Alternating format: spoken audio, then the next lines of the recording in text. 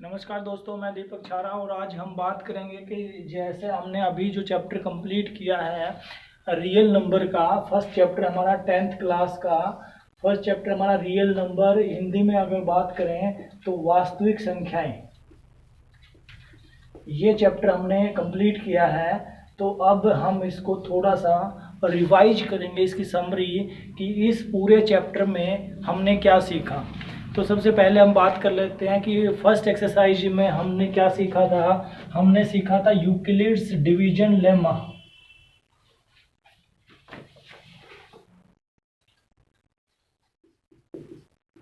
Euclid's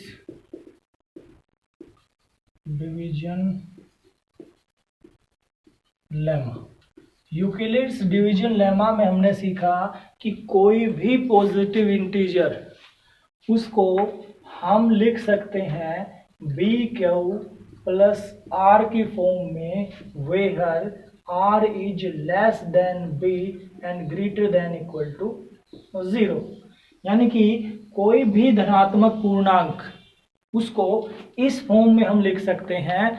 और जो है वहाँ जो हमारा ये जो सिस्टम है उसके अकॉर्डिंग यहाँ पे हमारा ए है, इस बी से हमने डिवाइड किया, क्यू हमारा क्वोशिएंट और आर जो है ये हमारा क्या होता है, रिमाइंडर होता है। ये हमने यूक्लिड्स डिवीजन लेमा में हमने फर्स्ट एक्सरसाइज में ये चीज सीखी।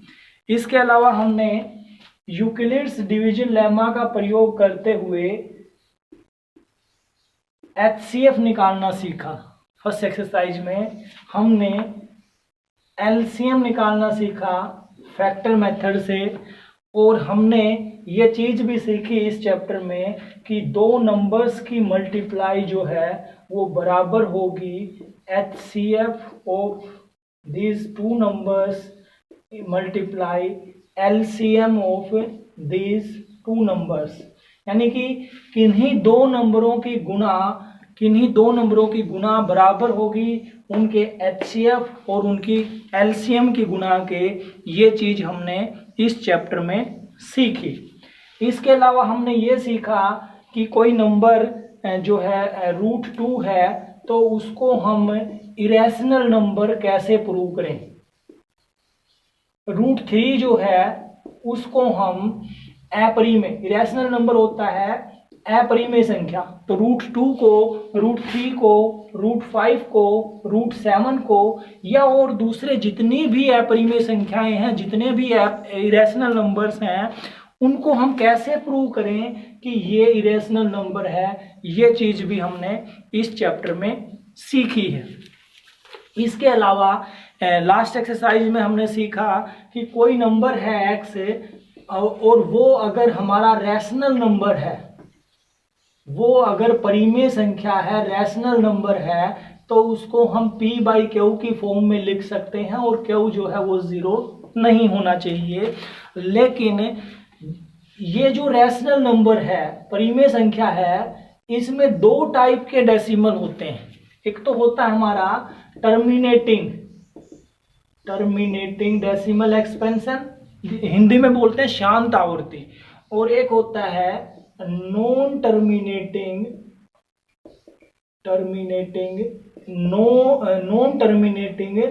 But repeating. यानी कि टर्मिनेट तो नहीं होता, खत्म तो नहीं होता, लेकिन रिपीट होता है।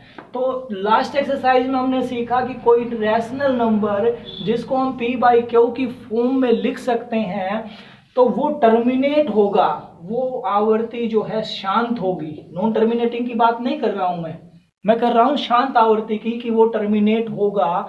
कब होगा? अगर उसके क्यू के हम फैक्टर्स करें और उस फैक्टर में 2 और 5, 2 आए या 5 आए या इनकी कुछ पावर्स आए या ये दोनों आए, 2 और 5 आते हैं सिर्फ, तो वो टर्मिनेट होता है। और 2 और 5 के अलावा कुछ भी आ गया, इसके क्यू के हम फैक्टर्स करें, जैसे 3/75 है, तो इस 75 के हम फैक्टर्स करें, उस फैक्टर में अगर 2 और 5 अगर आते हैं तो वो टर्मिनेट होता है। और 2 और 5 के अलावा कुछ तीसरा नंबर आ जाता है तो वो टर्मिनेट नहीं होगा। और हमने इनको चेंज करना सीखा कि डेसिमल में इसको हम रैशनल नंबर को कैसे चेंज कर सकते हैं। ये सारी चीज़ें इस चैप्टर में हमने सीखी। तो इस चैप्टर में किसी को कुछ डाउट होता रहता है या और एक्सरसाइज के जब हम करते हैं, एग्जाम्पल्स करते हैं, वहाँ पे किसी को कोई कुछ डाउट है, कुछ समझ में नहीं आया है, तो आप हमें कमेंट बॉक्स में जाके क्वेश्चन पूछ सकते हैं। और जो है हमारा चैनल सब्सक्राइब कीजिए ताकि आप तक हम बाकी चैप्टर्स की, बाकी क्लासों की वीडियोस को हम पहुंचाते रहें और शिक्षा का ये क्रम जो है वो निरंतर जारी रख सके। Thank you.